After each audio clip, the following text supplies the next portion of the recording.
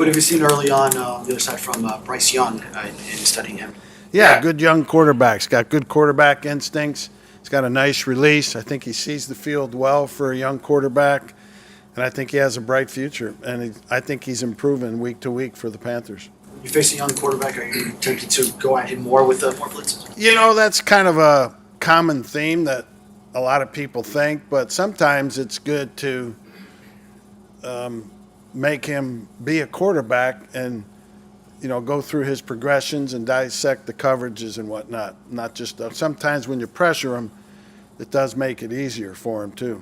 So unless Vic Fangio is playing an extreme game of poker, we can expect to see the same old bend but don't break defense against the Carolina Panthers. In my opinion, Fangio is playing a huge game of Texas Hold'em, but his opponent isn't the Carolina Panthers, it's the Philadelphia Eagles. In my opinion, this Carolina game is like a quick run to 7-Eleven. You go to the store, you jump in, get what you need, and you get the hell out. This is one of those games that you look to win quickly without exposing too much for future opponents. Before I get to my 5 keys of the game, I got a couple other Vic Fangio nuggets that I got to discuss with you. Listen to what he says right here about Cam Smith. The obligatory Cam Smith question, because fans keep asking us, is he knocking on the door, getting playing time on defense?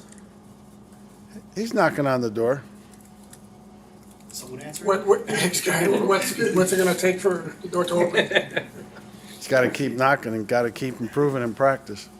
That's why I have big questions about Vic Fangio and his ability to coach today's defensive schemes. If Vic Fangio is such an awesome defensive coordinator, how did he whiff on a second-round pick? Did he expect that Cam Smith wouldn't be ready and that he'd just be a door knocker? And I have one more clip from Vic Fangio that I'd like you to listen to. Vic, when you have a team that needs to create turnovers, your guys have talked about that. Is it tough to get them to not tackle the ball and tackle the ball carrier just in the name of trying to create turnovers? How do you walk that line? No, you just keep coaching the fundamentals of it, and when the opportunities come and when they're there to go for it. But tackling is still of the utmost importance to us.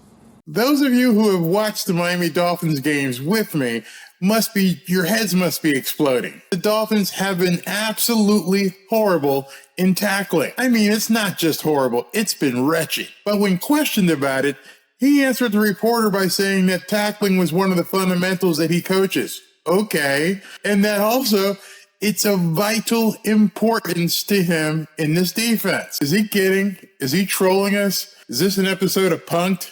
What the hell is he talking about? Has he seen the lack of fundamental tackling that we've seen over the last 5 weeks? His answer to that question tells me he indeed has seen the complete lack of tackling ability being displayed by the Miami Dolphins defense. Well, I'll be watching on Sunday, but just to let you know, you gave me another new sound effect to include in my broadcast. But tackling is still of the utmost importance to us. Let's hope for everyone's sake that we don't hear it played much during the game. With all that, let me get to my 5 keys of the game. Number 5. You're 4-1. You're number 1 in the AFC East. You scored 70 points against the Denver Broncos. Show up. It's that simple. When I say show up, I mean show up ready to finish business early. Again, to use a Mike Tyson analogy, many of us saw his fights when he came into prominence. He walked in, got into the ring, didn't wear a robe, went in, ready to do business, and closed things out very quickly. He walked into the ring letting the other guys know, I'm not here to go the distance. I'm not here to go 15 rounds. Ring the bell, get out of the way, and let me knock this guy out early. Against the Carolina Panthers, the Miami Dolphins need to do the exact same thing. Come out the tunnel, get on the field, take these guys out early. Number 4. On the ball. We say it every game, but in this game, it has utmost importance. The Panthers are a wounded animal. I know you guys got the injury report. See the 5 guys we have listed out. So, okay. So the following guys are out: Von Bell, Giovanni Ricci, Miles Sanders, Xavier Woods, and Chandler Zavala. And then limited will be Derek Brown and Ian Thomas. Questionable will be Derek Brown and Ian Thomas will be questionable. And so will Burns. Burns will be questionable, and Sullivan will be questionable. They're an 0-5 team, and they're missing a bunch of their starters. The Dolphins need to pound them into submission, take no prisoners, and give no mercy. Number 3. Contain Bryce Young. Don't let him improvise and turn nothing into something. Remember, everything you see with Bryce Young, you're going to see against the Philadelphia Eagles with Jalen Hurts. Use this as a practice run. If you can't contain Bryce Young, you're not going to contain Jalen Hurts. Number 2. Don't beat yourself. The easiest way to lose to an inferior opponent is for you to beat yourselves and give them the game. I'm excited for the guys who are going to get to play. Obviously, it's a big challenge. You're right. Nobody's looking to feel sorry for us. You know what I mean? So that's what you get paid to do. And you go down there and play it out. These are great opportunities. This is a great opportunity to make a statement about who we are as a team. It's a great opportunity for the guys stepping in. And so I'm looking forward to it. This is the 6th game of the season. There is no excuse for turnovers, no excuse for stupid penalties. Play like it's the 6th game of the season that you intend on going to the playoffs. Number 1.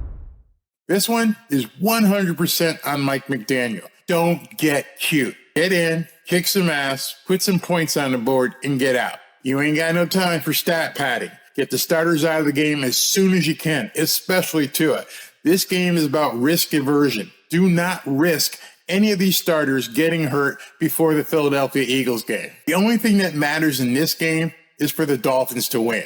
The second most important thing in this game is to get out of it healthy. Don't risk the starters whatsoever. Be completely risk averse, which means no cutesy crap, Mike. We don't need to see any genius wizardry on the field. I think, right, like we said, I mean, I didn't want to overplay them, making it simple. I mean, that's what, as we said, you're 0-5. You just try to keep cutting things down for the whole offense. Bryce has handled it. I think our whole offense has handled it well. And I think Bryce has as well. So he had a really good week of practice. I think we did as a whole team. I'm excited to continue to go out there and get an opportunity to put that on display on Sunday. Just get the win. I don't care if it's 21-7. Win and get the guys off the field healthy. That's it. That's my 5 keys to the game. Obviously easier said than done, but I think the Dolphins should have their way with the Carolina Panthers if they just execute and play the way they're supposed to play. If you'd like to join me this Sunday as I go live with my broadcast of the game between the Carolina Panthers and the Miami Dolphins, I go live at 12:45. Join me by just clicking the button right here and making sure you're notified when I flip the trigger. Talk to you soon. Fins up. Is anybody catching on to this Barry guy?